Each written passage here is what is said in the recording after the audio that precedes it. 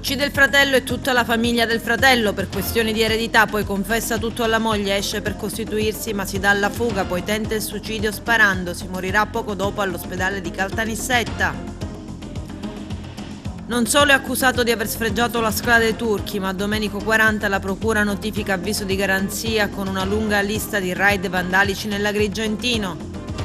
Il liceo Empedocle di Agrigento presenta percorsi classico, musicale e biomedico. Inizio della stagione teatrale ad Agrigento, il sipario si apre oggi e domani con in scena Michele Placido.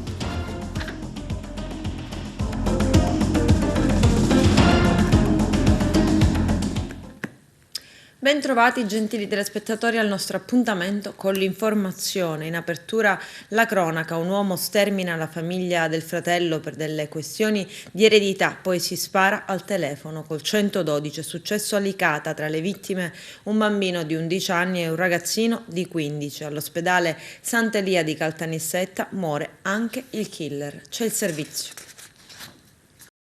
Le urla e poi gli spari. Una lite in famiglia a Licata, in provincia di Agrigento, si è trasformata in una strage. Un uomo, Angelo Tardino, 48 anni, di Licata, ha ucciso il fratello Diego, la cognata Alexandra e i figli della coppia, Alessia e Vincenzo, di 11 e 15 anni. Poi si è sparato. L'uomo si è recato alle prime luci del mattino in contrada Safarello, dove si trova la casa di compagna del fratello. Nella stessa zona vi sono dei terreni lasciati in eredità dal padre, dove coltivano carciofi. Tra i due fratelli sarebbe scoppiata una violenta lite, l'ennesima, per questioni di spartizione delle aree coltivate.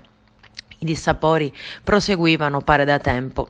Durante il litigio Angelo Tardino avrebbe estratto una pistola e fatto fuoco ripetutamente contro il fratello, la cognata e i due nipoti di 15 e 11 anni. L'uomo dopo il massacro sarebbe tornato nella sua abitazione e avrebbe confessato alla moglie ciò che aveva appena fatto, dicendo alla donna che doveva andare a costituirsi. Ma una volta uscito di casa è poi salito in auto e si è dato alla fuga. A dare l'allarme sarebbe stata la stessa moglie dell'assassino, che ha chiamato i carabinieri. Sul posto sono immediatamente giunti i militari della compagnia delicata, che hanno in breve ricostruito quanto avvenuto e raggiunto telefonicamente Tardino, che nel frattempo si era recato a circa 2 chilometri di distanza e si è nascosto sotto un cavalcavia. I militari avrebbero a lungo tentato di convincerlo a costituirsi, ma durante la chiamata, quando ormai l'uomo sembrava ormai incline ad arrendersi e raggiungere la caserma, i militari hanno sentito al telefono uno sparo e hanno capito che il fuggitivo ha tentato di togliersi la vita. L'omicida avrebbe rivolto su di sé la pistola usata per la strage e ha fatto fuoco contro se stesso. Il suo corpo è stato trovato per strada. I sanitari che lo hanno soccorso hanno parlato di morte cerebrale. Angelo Tardino è stato intubato e trasferito nel soccorso all'ospedale Sant'Elia di Caltanissetta. L'indagine, coordinata dalla Procura di Agrigento, sta ricostruendo cosa è accaduto in quell'appartamento. Già nei giorni scorsi c'erano state altre discussioni animate, ma nulla faceva presagire questo drammatico epilogo. Raccontano i vicini di casa, ancora sotto shock per i colpi di pistola. L'arma usata per la strage è una calibro 9 ed è stata ritrovata e sequestrata. L'indagine è guidata dal PM Paola Vetro, sul posto i carabinieri. Drammatico il bilancio di un incidente stradale avvenuto ieri a Palma di Montechiaro. Un pensionato, Giuseppe Mancuso, di 74 anni, nato a Caltanissetta ma residente a Palma di Montechiaro, è morto, mentre la moglie, una 67enne rimasta ferita gravemente, si è trovata ricoverata all'ospedale Sant'Elia di Caltanissetta. La coppia, a bordo di una Lancia Y, è andata a sbattere contro un muro in corso Giovanni Battista Odierna. I coniugi sono rimasti incastrati fra le lamiere contorte dell'abitacolo. A liberarli i vigili del fuoco del distaccamento di Licata. Alla guida c'era il marito. L'anziano è stato subito trasportato in soccorso all'ospedale di Caltanissetta, dove però è giunto già cadavere. Altro incidente stradale lungo la Palermo-Sciacca che ha provocato la morte di Domenico Montalbano, 46 anni, di Camporeale. A lui, per causa in corso di accertamento, è sfuggito il controllo della propria automobile, una Fiat 500, e si è schiantato contro il guardrail. I vigili del fuoco lo hanno estratto dall'abitacolo contorto e lo hanno affidato ai sanitari del 118. La corsa verso l'ospedale si è rilevata però inutile. Domenico Montalbano è morto in ambulanza. I medici del pronto soccorso ne hanno constatato il decesso. Le indagini sono condotte dai carabinieri della compagnia di Monreale. La procura notifica avviso di garanzia a Domenico 40, 49enne di Favara, per una lunga lista di raid vandalici nell'Agrigentino, concluse le indagini per 6 danneggiamenti. I dettagli nel servizio.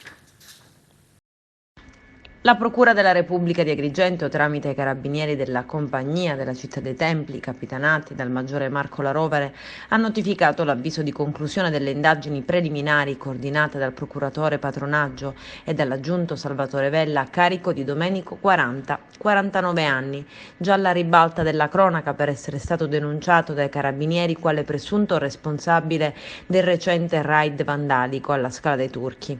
Nell'avviso invece si contestano a 40 altri 6 danneggiamenti perpetuati dal 2020 al 2021 e le ipotesi di reato di danneggiamento, danneggiamento a seguito di incendio e porto di armi o oggetti atti ad offendere. Si tratta dell'incendio al portone di ingresso del municipio di Favara il 2 dicembre del 2020, le scritte e i disegni il 22 dicembre del 2020 fra muretto e ingresso della casa natale Luigi Pirandello in Contrada Caos ad Agrigento, la distruzione dei vasi di ceramica il 1 gennaio del 2021 lungo il viale delle Dune a San Leone, il danneggiamento con vernice rossa sulla Marna di Punta Bianca il 1 agosto del 2021 e poi le scritte sul muro di cinta del carcere Pasquale Di Lorenzo in Contrada Petrusa e il danneggiamento di un portone di ingresso alla sede distaccata del comune di Favara. A Castrofilippo, in provincia di Agrigento, la banda del Flex è riuscita a scardinare la colonnina di ricarica carburanti e ha arraffato 3.500 euro a danno di un distributore di benzina e gasolio Euroil in Contrada Urna. Sporta denuncia a carico di ignoti, indagano i carabinieri.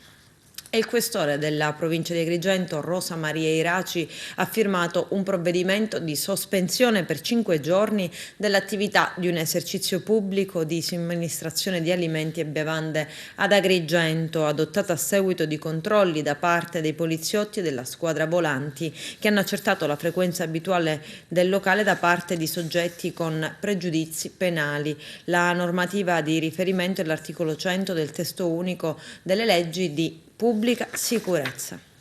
Terzo giorno di seduta per le elezioni del Presidente della Repubblica, ancora maggioranza qualificata. Le prime 2 votazioni di lunedì e martedì, come previsto, si sono chiuse con un nulla di fatto e anche la giornata di oggi, salvo sorprese clamorose, non sarà quella decisiva. Andiamo verso la terza fumata nera. La corsa al colle va avanti tra schede bianche e trattative. Vediamo.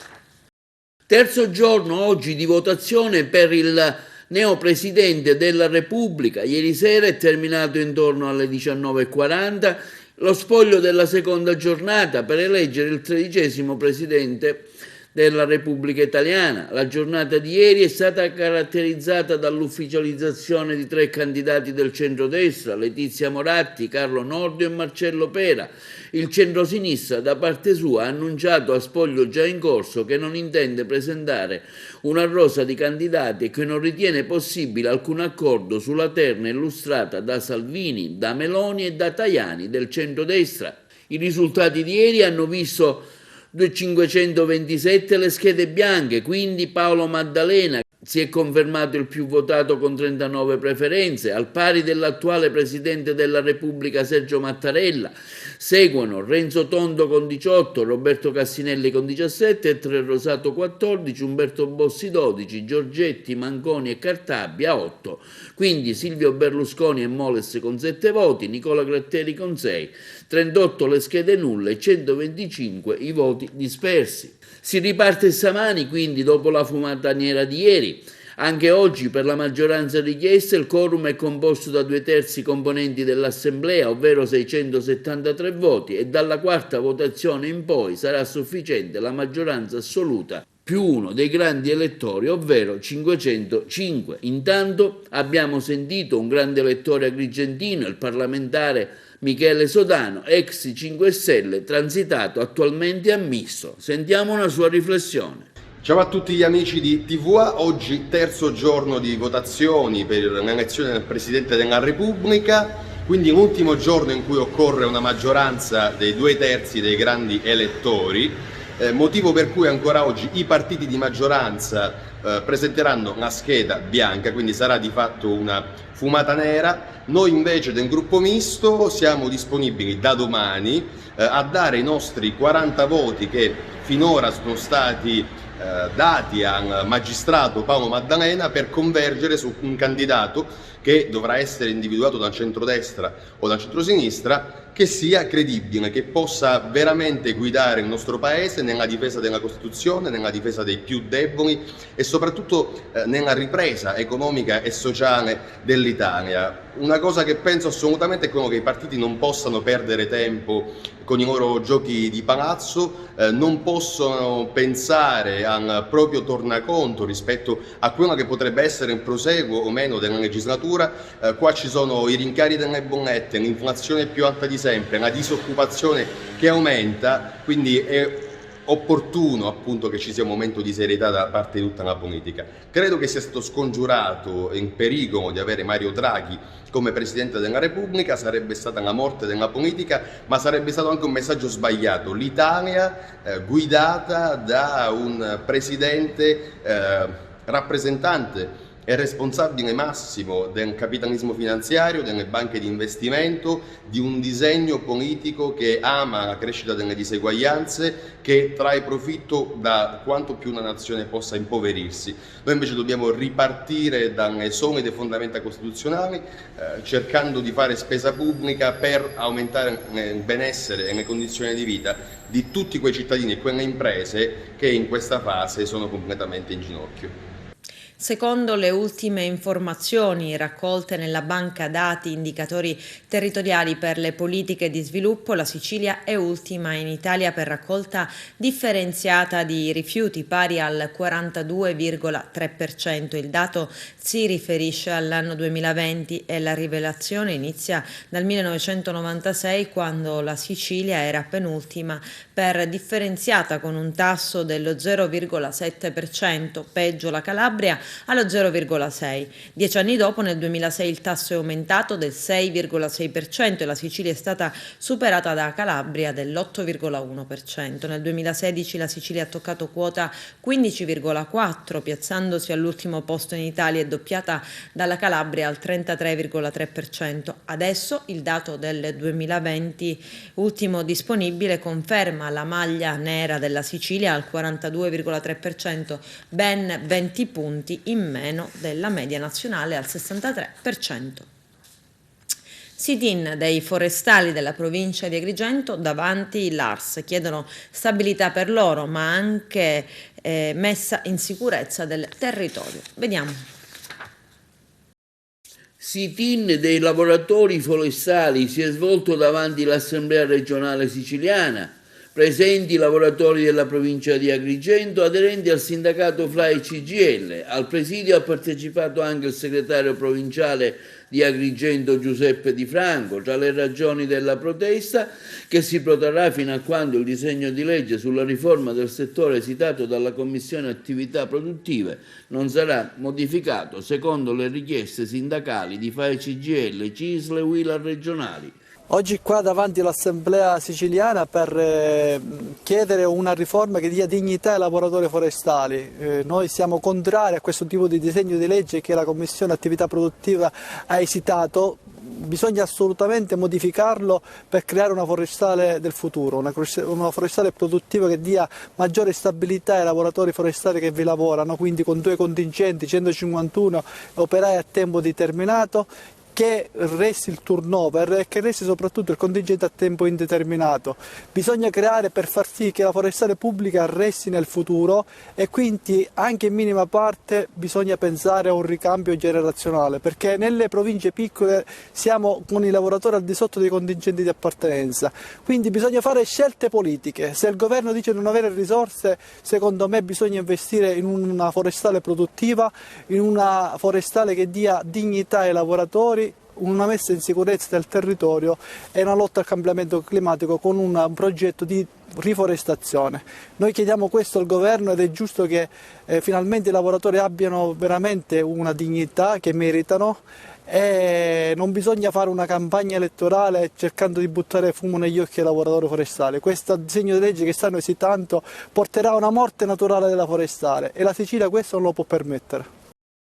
L'arcivescovo di Agrigento, Monsignor Alessandro Damiano, è intervenuto a seguito dei 7, gli ennesimi morti nel cimitero del Mediterraneo, poco a largo di Lampedusa, e ha affermato: siamo già oltre l'indifferenza e il trionfo della disumanità. Lampedusa, e lo sappiamo ormai da troppi anni, piange spesso morti innocenti. E poi prosegue: il flusso di arrivi è continuo e quando le condizioni del mare lo permettono, gli approdi aumentano. La piccola comunità di Lampedusa, prosegue l'arcivescovo di Agrigento, fa quel che può e pur se il contatto con la popolazione è inesistente, la pressione emotiva sull'isola si sente. Sotto gli occhi di tutti che il fenomeno è infinitamente più grande di quanto è nelle possibilità di un'amministrazione locale. Servirebbe uno sguardo attento dell'Europa, rapporti con i governi di partenza e soluzioni che consentano a queste persone di partire in modo sicuro e legale, togliendoli dalle mani dei trafficanti di esseri umani che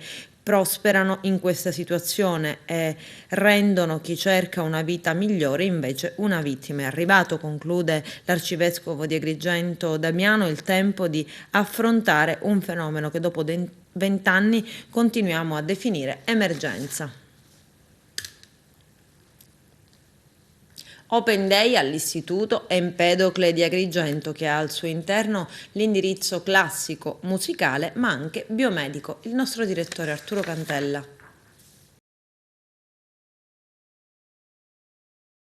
Open Day oggi al Liceo Classico Empedocle, con tante iniziative portate avanti anche dagli studenti per indirizzare, diciamo, i neoiscritti alle tante iniziative, alle tante indirizzi di studio che il Liceo Classico Empedocle sta portando avanti. Ecco, se li sintetizza, Presidente.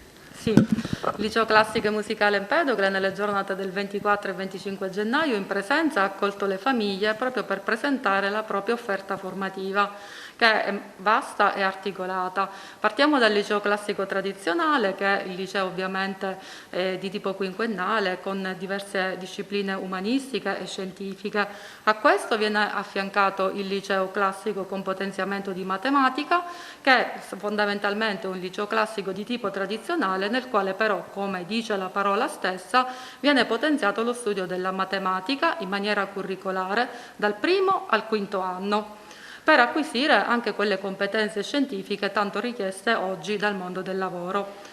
Poi abbiamo il liceo classico con curvatura biomedica. Questo liceo è di nuova attivazione, consiste nel potenziamento a partire dal terzo anno e fino al quinto anno delle discipline di tipo scientifico, ma in particolar modo di biologia e chimica, proprio per poter favorire l'accesso agli studi medici e quindi l'accesso alle facoltà di medicina, chirurgia e veterinaria, nonché le professioni sanitarie. Abbiamo poi il liceo internazionale Cambridge, che prevede dal primo al quarto anno l'insegnamento di ben 3 discipline in lingua inglese. Parliamo di matematica, parliamo di biologia e parliamo di storia. Al termine del quarto anno i nostri studenti affronteranno un esame di carattere appunto internazionale con rilascio della certificazione, spendibile in tutte le università italiane ed estere. Infine abbiamo il liceo musicale, che come sapete è un liceo unico nella provincia di Agrigento, consente il prosieguo a quegli studenti che già frequentano i corsi ad indirizzo musicale, nonché anche un primo approccio a tutti coloro che, appassionati della musica, non hanno mai avuto la possibilità di frequentare e quindi approfondire tale talento e tale inclinazione. Abbiamo aperto ben 25 laboratori, sia nella sede centrale di Via Empedocle che nella sede del musicale, che è sita in Contrada Calcarella, e i nostri studenti hanno voluto accogliere i visitatori proprio attraverso performance di tipo artistico e letterario, partendo dai testi da loro studiati sui banchi di scuola, ma in una chiave assolutamente attuale. Abbiamo rispettato tutte le precauzioni che ovviamente il momento storico che stiamo vivendo ci impone, e cerchiamo di accogliere tutti in una nuova normalità che ci vede sì essere prudenti, indossare dispositivi di protezione, ma anche riappropriarci delle aule scolastiche, dei nostri spazi e di quella che è la nostra socialità. Un'offerta formativa completa, classica, fra virgolette, che apre, diciamo, la possibilità ai ragazzi anche per affrontare percorsi di studi di un certo livello. Sì, assolutamente. Sono 5 anni di grande impegno, di grande dedizione, ma anche di grande attualizzazione di quello che il percorso scolastico pone in essere giorno dopo giorno. Le materie diventano poi, ecco, quei veicoli di tipo disciplinare e laboratoriale che consentono agli studenti di guardarsi attorno con occhio critico, di interpretare se stessi e la realtà circostante nella maniera più veritiera, per poter fare anche delle scelte coerenti e consapevoli, perché sappiamo che l'insuccesso scolastico, la dispersione, il fallimento sono anche motivi di deprivazione per i nostri studenti. Quindi l'avere un'offerta formativa ampia, articolata, che consente anche tante possibilità di scelta, dal loro modo di non sbagliare, ecco, di scegliere quei percorsi che possano essere i più coerenti possibili con i propri talenti e le proprie inclinazioni e allo stesso tempo valorizzarli. Oggi i ragazzi si sono sbizzarriti con la loro creatività in modo da offrire ai primi arrivati tante iniziative. Abbiamo visto la commedia di Dante, ma anche i laboratori musicali, insomma una partecipazione a 360 gradi che è segno di un impegno, di lavoro e non solo. Sì, assolutamente sì, gli studenti sono sempre i protagonisti. È chiaro che tutto viene veicolato e motivato attraverso l'azione dei loro docenti che fanno un team, che fanno una squadra con gli stessi studenti, e questo porta poi a quei successi, a quelle performance di tipo anche letterario, oltre che artistico e musicale, che abbiamo visto. La scuola è ancora aperta per chi vuole delle ulteriori informazioni, voi vi offrite la vostra consulenza? Sì, sì, assolutamente. Domani intanto ci sarà il terzo giorno di Open Day in modalità virtuale per consentire anche a chi non è riuscito a venire personalmente con la propria famiglia di collegarsi, e lì saranno appunto aperte le stanze virtuali dove verranno riproposte le giornate che abbiamo appena vissuto, ma anche ci sarà spazio per eventuali domande, condivisioni e qualunque altra richiesta possa venire dalle famiglie. La segreteria poi riceve tutti i giorni per coadiuvare chi volesse appunto approntarsi all'iscrizione di tipo online e non ne avesse possibilmente gli strumenti. Nonostante l'impegno in questo momento particolare dovuto alla pandemia, voi cercate di superare questo momento insieme ai ragazzi? Sì, dai ragazzi viene assolutamente la nostra motivazione, lo slancio e l'entusiasmo che lei vede anche oggi, perché essere in presenza è sicuramente motivo di grande, di grande ricchezza per tutti noi, perché a scuola si dà ma si riceve in questo interscambio che vede appunto tutti fare la propria parte. Non c'è nessuno che possa dire di essere messo ai margini, perché all'interno di un progetto educativo c'è sempre un rapporto di grande circolarità. Una particolarità del liceo è quella del museo, una struttura sicuramente interessante anche per chi la vuole visitare normalmente. Sì, assolutamente, è stato riaperto il Museo di Scienze Naturali che si trova nel piano terra di questo edificio, sito in via Empedocle, è aperto a tutte le scolaresche, previa prenotazione e a chi volesse comunque visitarlo, per vedere anche tutto ciò che in esso è stato repertato e catalogato, un'esperienza veramente unica. Allora, quanto è importante anche l'indirizzo in lingue? Allora, potenziare l'inglese oggi è di fondamentale importanza perché è una delle lingue più parlate e sicuramente è la lingua veicolare che più serve. Il nostro corso Cambridge, denominato IGCSE, potenzia l'inglese.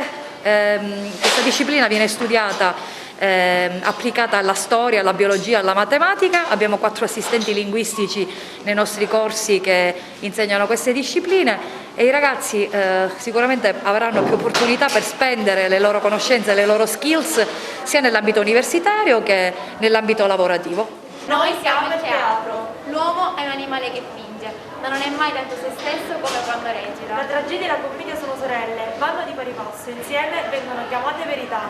Io sono Urania, colei che è celeste. Guardo il cielo e le stelle e vi invito a sognare. Sognate, sognate la bellezza. Coltivate la musica, la danza, il teatro e la poesia. La matematica non è una scienza lontana da noi, bensì qualcosa di molto vicino nel nostro quotidiano. Basti pensare alle costruzioni architettoniche, ai nostri telefoni o addirittura un cocktail al bar. Noi indiani invece abbiamo introdotto il concetto di seno, uno dei primi argomenti che apprenderete nel viaggio della conoscenza della trigonometria. Questa è la scala di Cross. La scala di Cross sono tubi catodici all'interno dei quali vi sono aria con pressione diversa. In base alla pressione cambia anche l'isolamento elettrico.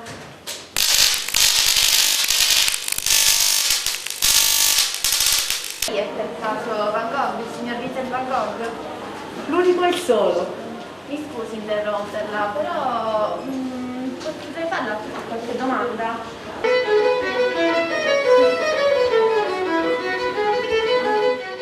Spiega cosa stanno facendo i ragazzi brevemente. Allora, questo è un laboratorio di storia dell'arte nell'ambito dei laboratori dell'Open Day del liceo classico e musicale Empedocle, e i ragazzi hanno preparato un laboratorio dal titolo Intervista all'artista. Gli artisti che sono stati intervistati sono Van Gogh e Chagall e Artemisia Gentileschi. Tutto è stato accompagnato dal suono del violino di uno degli allievi del nostro istituto.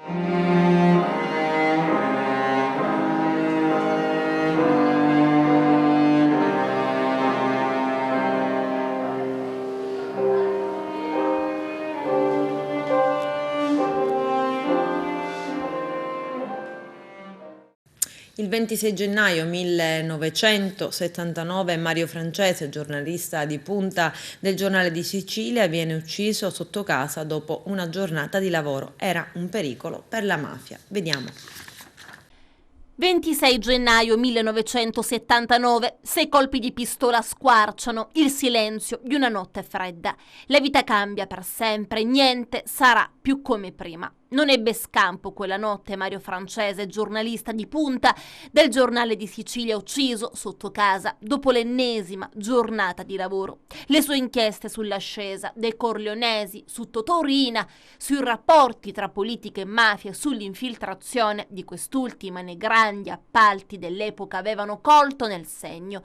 Mario Francese era diventato pericoloso ed è stato messo a tacere. I mandanti non potevano immaginare che a distanza di anni, attraverso i suoi articoli, la sua voce sarebbe però risuonata nelle aule di tribunale, nelle redazioni dei giornali, nelle aule di tante scuole d'Italia, fino a diventare una presenza sempre viva.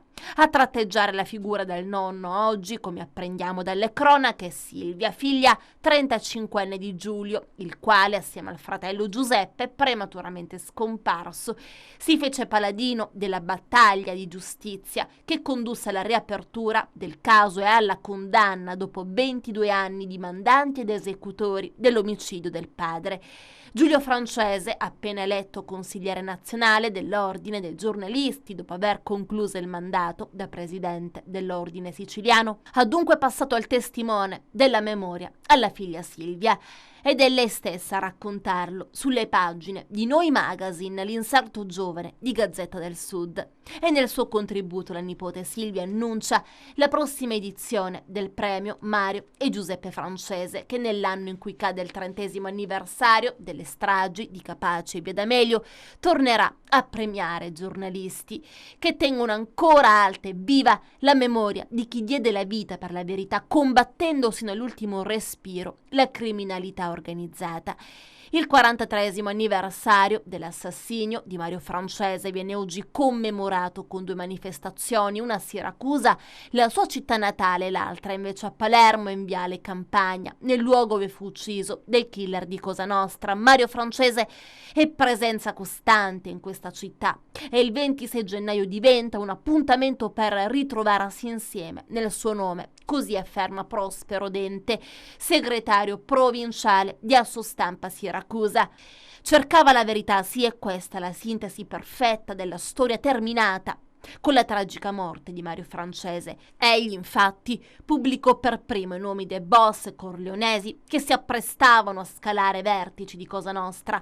Nei suoi articoli fece per primo il nome di Totò Riina e intervistò sua moglie, Antonietta Bagarella. Documentò il sacco edilizio di Palermo, osservando da vicino il sistema degli appalti pubblici e denunciando dalle pagine del suo giornale i grandi affari di Cosa Nostra per impadronirsi dei fondi pubblici stanziati per la ricostruzione del Belice dopo il terremoto del 1968. In particolare rivelò il grande affare costruito intorno all'esproprio dei terreni per la costruzione della grande diga Garcia a 80 chilometri da Palermo. Per questo nel 2013 la regione siciliana ha ribattezzato quella grande opera diga Mario Francese. Rivelò anche dettagli sulla frattura avvenuta negli anni 70 all'interno della commissione di Cosa Nostra. Per 20 anni la tragica fine di Mario Francese è rimasta avvolta nel silenzio. L'inchiesta per il suo omicidio a carico di ignoti fu archiviata. Fu riaperta soltanto nel 2000 grazie agli sforzi dei familiari e soprattutto alla tenacia del figlio Giuseppe. Nel 2001 il processo si svolse con un rito abbreviato e si concluse con la condanna a 30 anni di reclusione del capomafia Totò Riina e degli altri componenti della cupola mafiosa: Francesco Madonia, Antonino Geraci, Giuseppe Farinella, Michele Grecolo, Luca Bagarella, esecutore materiale, e Giuseppe Calò. Fu assolto invece Giuseppe Madonia, accusato di essere stato il killer insieme a Leo Luca Bagarella.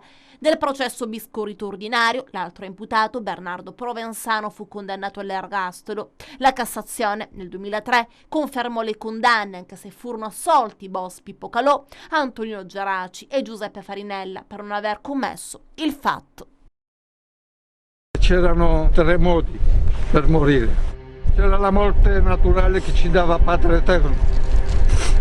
C'era quella di fare una piccola rincorsa su questi fili spinati e farla finita. Tanto era inutile continuare a vivere, e quella di presentarti all'ambulatorio. Non c'era una cura per un malato epatologico, c'era il foglio di via, le camere gratis. La Repubblica Italiana riconosce il giorno 27 gennaio data dell'abbattimento dei cancelli di Auschwitz, giorno della memoria, al fine di ricordare la Shoah, sterminio del popolo ebraico, le leggi razziali, la persecuzione italiana dei cittadini ebrei, gli italiani che hanno subito la deportazione, la prigionia, la morte, nonché coloro che anche in campi e schieramenti diversi si sono opposti al progetto di sterminio e dal rischio della propria vita hanno salvato altre vite e protetto i perseguitati.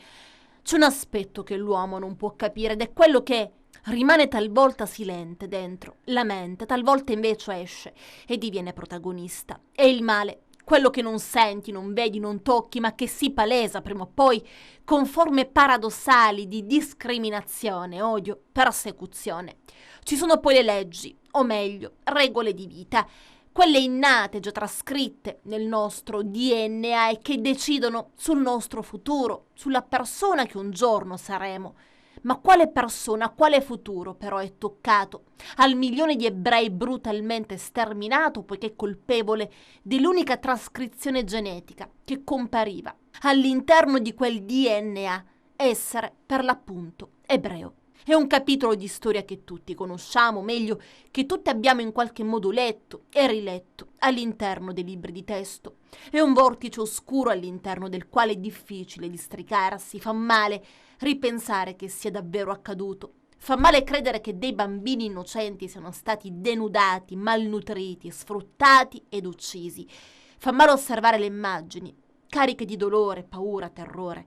La giornata della memoria, dunque, ha un duplice compito, quello di ricordare per far sì che nessuno mai dimentichi l'orrore dell'Olocausto e quello di tramandare, di raccontare la Shoah alle future generazioni ed assicurarsi che non accada mai più niente del genere.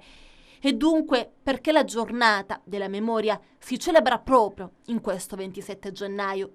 La scelta è dovuta al fatto che in questa data l'esercito sovietico ha varcato i cancelli di Auschwitz, il più grande dei campi di concentramento costruito dai nazisti nel corso della Seconda Guerra Mondiale. Per l'esattezza la data in ricordo dello sterminio del popolo ebraico è stata indicata agli Stati membri dell'ONU. La scoperta di Auschwitz fu agghiacciante per l'intero mondo, che toccò per la prima volta con mano gli orrori che non aveva ancora visto né mai pensato. Le testimonianze dei superstiti e la scoperta di strumenti di tortura abominevoli e di sterminio furono mostrati a tutti, mettendo a nudo il piano assurdo di Hitler. Ed oggi noi vogliamo continuare a credere che quella pagina della nostra storia possa appunto essere riportata ai nostri figli, ai figli dei nostri figli, affinché tutti sappiano.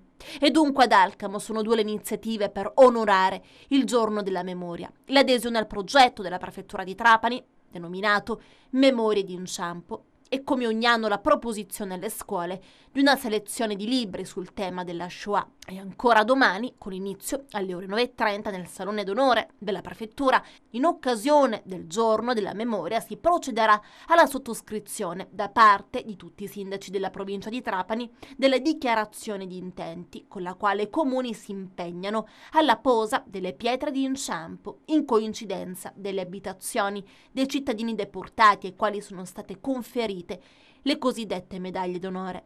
Il progetto ha già avuto il riconoscimento dell'Alto Patronato della Presidenza della Repubblica in considerazione del nobile fine del suo promotore, l'artista tedesco Günther Demning, secondo cui ogni pietra sulla quale vengono riportati il nome e cognome del deportato rappresenta un inciampo e come tale costringe chi vi si imbatte a ricordare quanto accaduto intrecciando passato e presente, ovvero memoria ed attualità. È facile raccontare le cose, ma viverle è diverso. Adesso c'è la pubblicità, a tra poco, vi aspetto. Oggi mercoledì 26 e giovedì 27 gennaio si apre il sipario del Teatro Pirandello di Agrigento per il primo appuntamento della stagione 2022, il ritorno nella città dei templi di Michele Placido. Vediamo.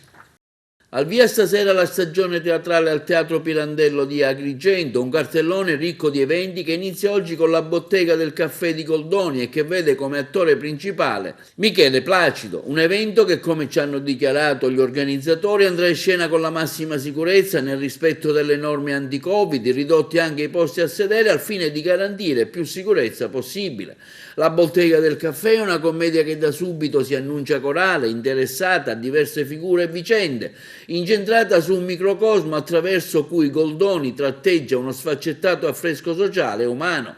Vi appartengono Eugenio, un giovane mercante vittima della dipendenza dal gioco, e la sua giovane sposa che tenta di riportarlo sulla retta via allontanandolo dalla casa da gioco del cinico Pandolfo. Anche il nobile Flaminio sperpera i propri beni, contrastato dalla moglie Placida, mentre la ballerina Lisaura, ignara di questo legame, spera di cambiar vita accanto a lui. Quante vanità, speranze e delusioni scorrono dunque davanti agli occhi di Ridolfo, il saggio proprietario della caffetteria, e quante vicende arrivano all'orecchio malizioso di Don Marzio, nobile napoletano che, sorseggiando il caffè, osserva questo piccolo mondo e si diverte a manipolare i destini dei protagonisti. Uno spettacolo da non perdere. Il Comune di Messina ha prestato all'ASP l'area per realizzare il nuovo hub tamponi, così il mercato bisettimanale è stato spostato. Dopo più di 10 anni ritorna in Viale Ginostra. Vediamo. Le prime giornate di trasferimento del mercato sono sempre le giornate, di prova, quindi ci sta che ci sia più, confusione o quantomeno un po' più di tempo per farli allestire, perché devono anche loro prendersi le misure reciprocamente fra di loro e con i loro mezzi. E qui nel caso, evidentemente c'è stata qualche incertezza rispetto al sorteggio di ieri, non si sono compresi con i loro rappresentanti sull'effettiva dimensione dei banchi che dovevano montare. L'ordinanza prevede dei banchi 6x4 e se non si attengono a questa dimensione ovviamente lo spazio non gli può bastare. Gli operatori spingono per avere un'altra area rispetto a quella dell'ex Mandalari. Ci sarà un'ipotesi di continuare qui o già state individuando altre soluzioni? Guardi, dopo il 31 marzo, sperando che cessi lo stato di emergenza e quindi che non ci sia più la necessità di dedicare quell'area all'esecuzione dei tamponi, ovviamente il mercato riprende la sua collocazione originaria. Eventuali collocazioni diverse che non sono nelle ipotesi della specialità, dell'eccezionalità, come è stato fatto questo trasferimento, devono passare sempre dal vaglio del Consiglio Comunale. L'individuazione di altre aree per la zona nord non è semplice, ci abbiamo provato innumerevoli volte, ma non è semplice trovare un'area che coniughi la loro esigenza di centralità con gli spazi necessari, perché questo è uno dei mercati più grandi che ci sia in città, ci sono 160 banchi, 160 posteggi, perché nel tempo si è allargata a dismisura la concessione di posteggi senza tenere conto del fatto che poi diventava difficile gestirlo. Ma ovviamente quando si fa un trasferimento a 160 posti, 160 sono sulla carta e 160 devono essere trasferiti, non possiamo trasferirne di meno o sopprimerli. Quindi il problema è proprio questo, sono un numero importante di operatori e l'area da dedicare non è semplice da trovare. È un banco di prova anche per la viabilità oggi? Certo, infatti c'è, come vedete, una massiccia presenza di agenti della Polizia Municipale, anche perché siamo in un'area nevralgica, sotto c'è l'hub del gasometro, sopra c'è l'hub dei tamponi sempre dell'ASP, quindi noi siamo esattamente nel mezzo fra questi due poli che comunque attraggono un discreto numero di macchine, c'è lo svincolo di giostra ancora più a monte, l'arteria è un'arteria importante interessata a un gran traffico viario, però come vedete insomma la situazione della viabilità è fluida, non ci sono ingorghi nelle vie parallele, quindi stiamo andando. Ovviamente bisogna vedere che poi questa viabilità venga rispettata sempre, quindi anche con i divieti di sosta che oggi sono stati rispettati e con la presenza sempre della Polizia Municipale. Noi ci siamo, tutto si può fare, il problema non è questo, le cose si possono fare, ovviamente ci vuole la collaborazione del cittadino e degli operatori in ogni cosa. Con questo è tutto, termina qui l'edizione del telegiornale, grazie per la gentile attenzione e per essere stati con noi, a presto.